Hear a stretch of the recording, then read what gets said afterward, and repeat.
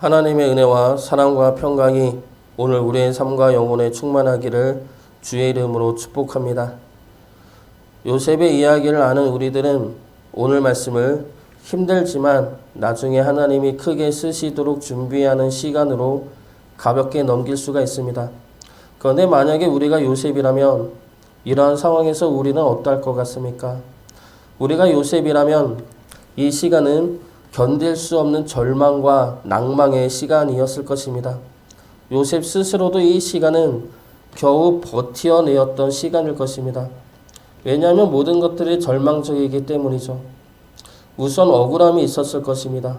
형들에 의해 억울하게 노예로 팔린 것도 모자라 보디발의 아내의 누명을 쓰고 감옥에 내려왔습니다.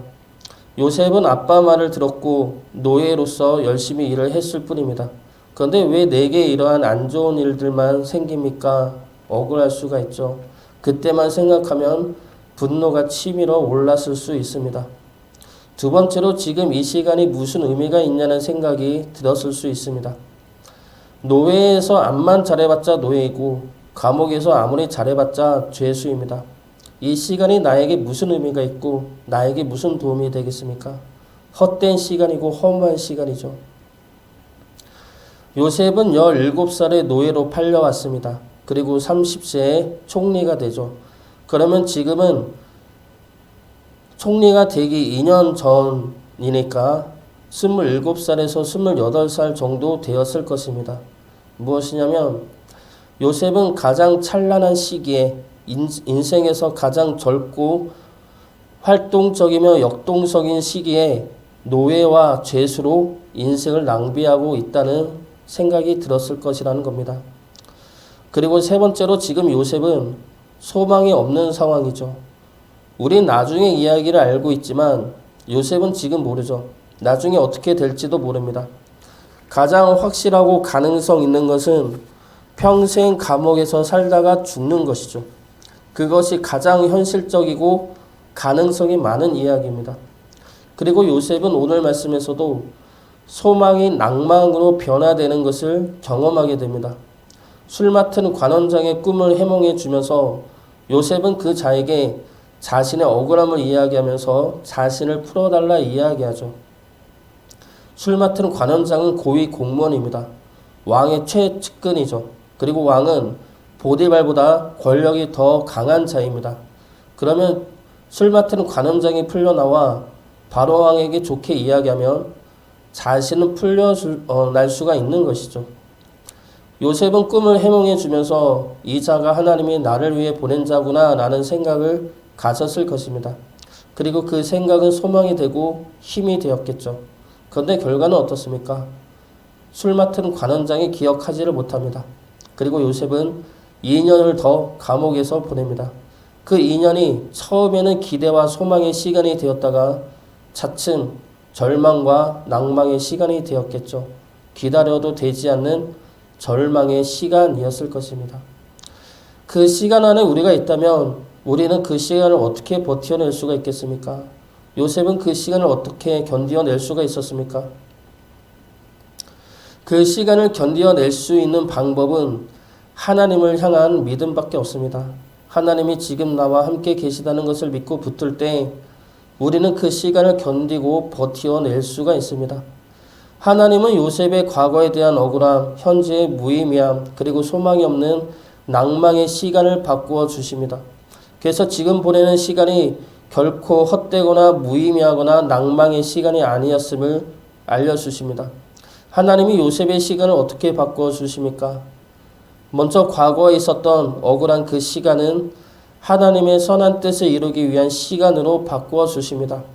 나중에 요셉은 자신에게 일어났던 모든 일들 속에서 이루어내신 하나님의 뜻을 발견해냅니다. 바로 생명을 구원하는 일이죠. 창세기 45장 5절 말씀입니다. 당신들이 나를 이곳에 팔았다고 해서 근심하지 마소서, 한탄하지 마소서. 하나님이 생명을 구원하시려고 나를 당신들보다 먼저 보내셨나이다. 요셉은 나중에 형들에게 이러한 고백을 합니다. 하나님이 생명을 구원하시려고 나를 먼저 보낸 것입니다. 그러니 근심하지도 말고 한탄하지도 말라 말합니다. 완전한 용서를 행하는 말씀이죠. 그러나 이 말씀을 그러면 형들이 요셉을 판 것이 하나님의 뜻이냐, 하나님이 시키신 일인 것이냐로 보아서는 안 됩니다. 형들이 요셉을 판 것은 잘못된 행위이고 죄악된 행위입니다. 그리고 죄 가운데 기울어서 가는 야곱의 가정을 나타내는 모습입니다. 그것은 하나님의 뜻이 아니죠. 하나님의 뜻은 그런 잘못된 행위와 죄악 가운데서도 선하신 주의 뜻을 이루어내시는 것입니다. 요셉을 판 것은 잘못되었지만 그 파는 행위에 하나님이 개입하셔서 요셉을 애굽으로 인도하셨다는 겁니다.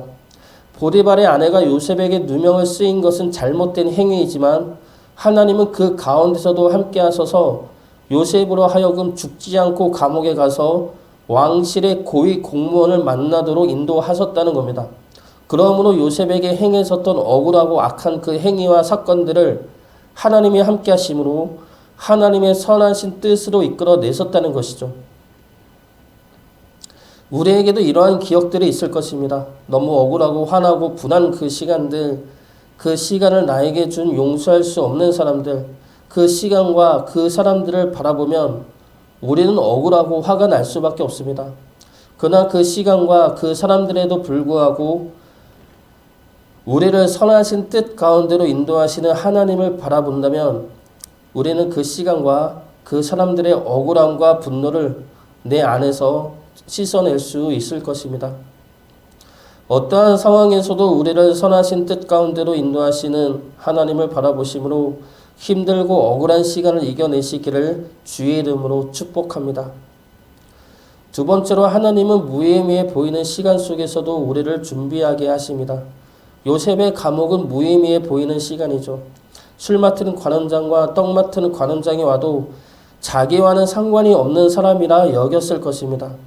술 맡은 관원장이 하는 왕실의 이야기를 들어도 나와는 상관없는 이야기로 들렸겠죠. 요셉이 바라는 것은 감옥에서 나가는 겁니다. 왕실은 자신과는 전혀 다른 세계이고 그저 감옥에서 나가기만을 바랐을 것입니다. 그런 그에게 하나님이 준비해 놓은 이 시간은 전혀 무의미한 시간으로 보여질 수밖에 없었다는 것이죠. 그런데 그곳에 술 맡은 관원장을 보낸 것 자체가 하나님의 준비하심입니다. 요셉은 이들을 통해 왕실의 상황과 법도에 대해서 알게 되었을 것입니다. 그리고 또 하나 술 맡은 관원장으로 하여금 은혜를 받게 하여 나중에 요셉이 총리가 되었을 때 요셉의 조력자로 남게 하십니다. 그러므로 하나님은 요셉이 애굽의 총리가 될 수 있도록 지금 준비시키고 있는 것이죠. 그리고 또 하나 요셉의 감옥은 아무것도 의지할 수가 없는 시간입니다. 자신의 무력함을 보게 되는 시간이고 아무도 의지할 수 없음을 깨닫는 시간입니다. 그러므로 하나님을 바라보게 하는 시간이죠. 하나님은 그렇게 요셉을 하나님의 뜻을 이루는 사람으로 하나님의 축복의 사람으로 만들어가고 계시다는 겁니다. 우리에게 허락하신 시간은 무의미한 시간이 아닙니다. 우리가 생각하기에는 쓸데없는 시간이고 무의미한 시간이고 허무한 시간이나 여길지라도 하나님은 그 시간 속에 우리와 함께 하시죠. 그러므로 우리를 축복의 사람으로 차츰차츰 준비시키고 계시다는 겁니다. 하나님의 뜻이 어디에 있는지 모른다 하더라도 우리에게 주어진 오늘 하루가 주의 인도하시는 하루임을 믿고 오늘 하루도 충실히 주의 자녀된 삶을 살아내시기를 주의 이름으로 축복합니다. 마지막으로 하나님은 요셉의 낭만과 절망의 시간을 소망과 감사의 시간으로 바꾸어 주십니다. 요셉은 여러 번 낭망을 경험한 인물이죠. 형들과의 화해를 기대했으나 형들에 의해서 노예로 팔려갔고 노예로서 충실히 살았으나 돌아온 것은 강간 미수범이라는 제명과 함께 죄수의 생활이었습니다. 오늘 말씀에서도 요셉은 술 맡은 관원장에게 꿈을 해몽해 주므로 석방할 수 있다는 소망을 가지게 되었으나 결국 이 또한 낭망으로 바뀌게 됩니다. 23절 말씀 보겠습니다. 술 맡은 관원장이 요셉을 기억하지 못하고 그를 잊었더라. 술 맡은 관원장이 요셉을 기억하지 못한 것은 이 자의 무신경함일 수도 있으나 하나님의 계획하심일 수도 있습니다. 만약에 이때 관원장이 요셉을 기억하고 바로에게 말하여 요셉을 풀려나게 했다면 요셉은 그저 자유인으로 남았을 것입니다. 그리고 그것에 요셉은 충분히 만족했을 수도 있습니다. 그러나 그것이 하나님의 뜻은 아니죠. 하나님의 뜻은 요셉을 통한 생명의 구원입니다. 요셉을 통하여 야곱의 가정을 구원하고 사랑의 가정으로 회복하여 하나님의 나라로 번성케 하는 것입니다. 그것이 하나님의 뜻이고 요셉에게 주신 하나님의 꿈이죠. 그렇기 때문에 하나님은 요셉으로 하여금 2년을 더 감옥에 있게 하셨고 그로 인하여 요셉에게 주신 하나님의 뜻이 온전히 이루어짐을 보게 하셨습니다. 그때가 되면 요셉은 비로소 하나님의 뜻을 깨닫고 이 모든 인도하심과 이끄심이 하나님의 뜻을 위한 시간이었음을 알게 될 것입니다.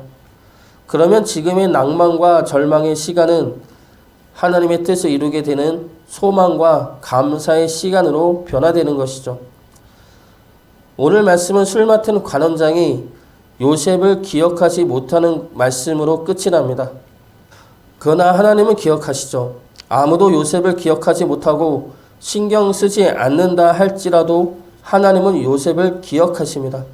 그래서 41장에 가면 드디어 요셉을 향한 하나님의 뜻이 이루어짐을 보게 하십니다. 요셉에 관한 시편 말씀이 있습니다. 시편 105편 17절부터 19절까지의 말씀입니다. 그가 한 사람을 앞서 보내셨으며 요셉이 종으로 팔렸도다. 그의 발은 착고를 차고 그의 몸은 쇠사슬에 매였으니 곧 여호와의 말씀이 응할 때까지라. 그의 말씀이 그를 단련하였도다.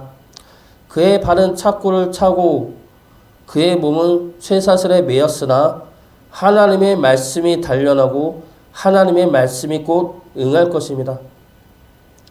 우리 또한 마찬가지입니다. 우리에게 요셉과 같은 억울하고 무의미하고 낭만만이 있는 시간이 온다면 그래도 버텨내시기 바랍니다. 우리와 함께하여 우리를 주의 자녀로 이끄신다는 하나님의 말씀이 우리와 함께할 것입니다. 그리고 하나님은 그 말씀대로 우리를 구원해내시고 축복의 땅으로 인도해 내실 것입니다. 지금도 우리와 함께 하시는 하나님을 믿고 붙드심으로 하나님과 함께 축복의 땅에서 축복의 사람으로 살아가시기를 주의 이름으로 축복합니다.